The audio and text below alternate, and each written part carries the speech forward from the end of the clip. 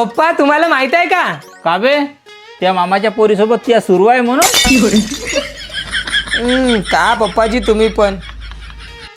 अजी तुम्हाला माहित आहे पप्पा आपल्या विदर्भाची शान काय? हो बे माहित आहे, वैनगंगा. वैनगंगा का? ते नदी ना. अजी नाही पप्पा, Wainganga college of engineering and management इथले विद्यार्थी आज जगभरात पसरले आहेत. कोणता कॉलेज हो बे हा? आणि कोठी आहे?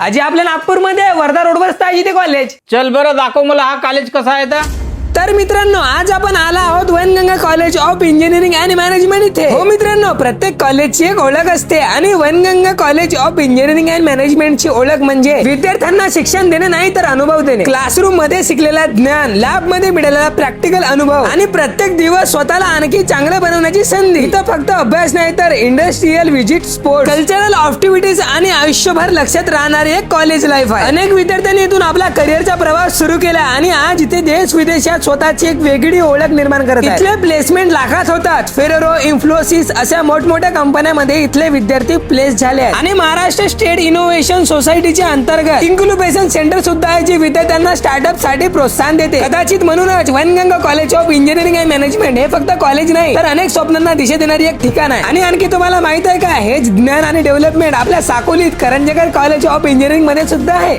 तर सांगा पप्पा, कोण अशा कॉलेजमध्ये ऍडमिशन नाही घेणार?